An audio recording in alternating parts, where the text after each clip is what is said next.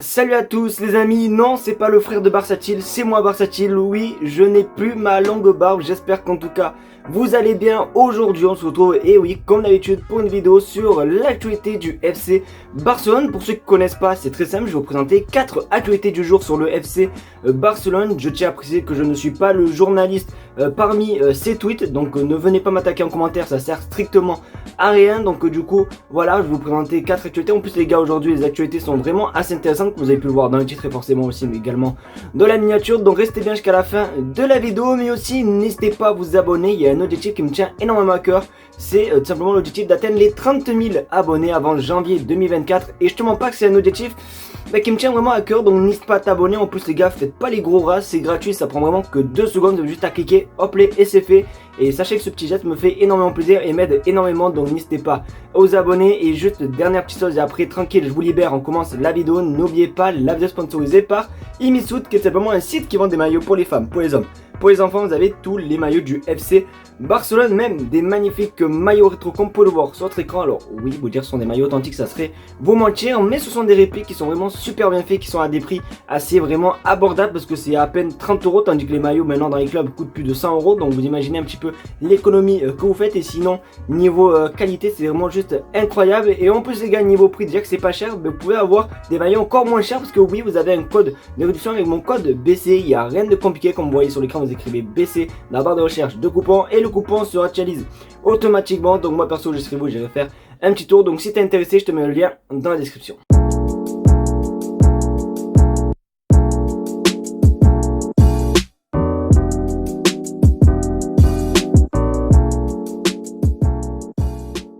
Forcément les amis, il y a quelques jours du Classico, forcément on va parler du Classico. Et mauvaise nouvelle concernant l'arbitre de la rencontre. Bon, tu me diras, il n'y a aucun arbitre en Liga qui est vraiment super top, mais alors lui les gars, lui, il y a un très mauvais souvenir avec Lewandowski les gars. Vraiment, regardez sur votre écran, Gilles Manzano est l'arbitre du Classico. Il me semble que c'est cet arbitre qui avait mis un carton rouge pour Lewandowski, je sais plus pourquoi, mais c'était vraiment parce qu'il avait levé la main ou je sais plus quoi là, c'était vraiment un truc débile. Donc c'est lui, et oui, l'arbitre de la rencontre. Donc bon, va pas falloir, voilà, je pense que Twitter va s'enflammer samedi concernant des décisions arbitrales. Donc bon, voilà. Après bon les gars, on commence à avoir l'habitude en Liga avec les décisions arbitrales catastrophique. Donc du coup voilà les amis, n'hésitez pas à me dire ce que vous en pensez concernant cet arbitre les gars pour le match du Classico. Mais je vous montre pas que ça promet du boudin, ouais.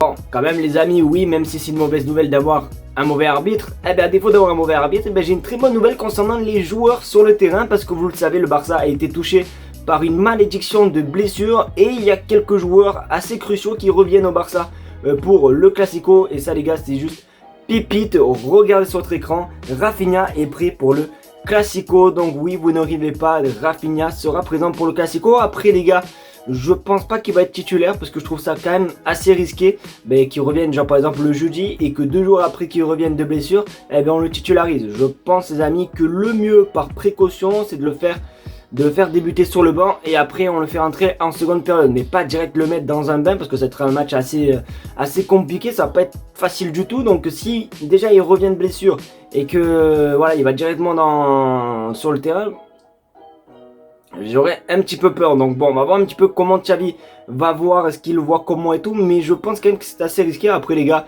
dans la vie il faut prendre des risques, mais je sais pas si Xavi va le prendre concernant Rafinha. Il n'y a pas que Rafinha qui va revenir les gars, parce que oui, je vous avais dit qu'il y avait des joueurs qui vont revenir. Alors là on en a vu qu'un, et je vais vous présenter les 2 autres joueurs. Et ça les gars, je sais très bien que vous allez bondir les gars, vous allez danser chez vous, vous allez faire sauter l'appartement ou la maison, je sais pas où vous vivez. Regarde sur votre écran, Frenkie de Jong, Lewandowski et Rafinha se sont entraînés avec le groupe aujourd'hui. Donc oui, ils ont repris le groupe, l'entraînement collectif, donc ce qui veut dire qu'ils seront présents a priori pour le Classico. Donc très bonne nouvelle, surtout Frenkie de Jong les amis, même Lewandowski. Quand on voit hier un petit peu des fois des occasions qu'on loupe, ça serait bien des fois d'avoir un vrai finisseur. Donc Lewandowski, je pense qu'il pourrait nous faire du bien. Après c'est pareil les gars pour Frenkie de Jong et Lewandowski, j'ai peur qu'en les mettant directement dans le bench direct, j'ai peur qu'ils se reblessent aussi vite. Donc je sais pas du tout la composition que Xavi va mettre en place. N'hésitez pas à vous à me donner votre compo les gars pour le Classico dans les commentaires, mais je pense que c'est quand même aussi encore risqué de mettre des joueurs qui viennent juste à peine de revenir de blessure. En plus, voilà, comme j'ai dit, comme un match comme le Classico, mais c'est déjà quand même une très bonne nouvelle de récupérer déjà 3 joueurs très cruciaux pour le FC Barcelone. Amis, oui, vous avez pu le voir dans le titre, vous avez pu le voir dans la miniature, Xavi a parlé concernant Lionel Messi, mais de quoi il a parlé, vous allez voir. Alors déjà les gars, je tiens à dire que le tweet de base est en anglais, donc je l'ai traduit par Google Traduction. Donc la traduction, des fois il y a des petites erreurs de frappe, donc c'est pas moi, c'est Google qui gère, c'est Google Translate. Regarde ce que Xavi a dit.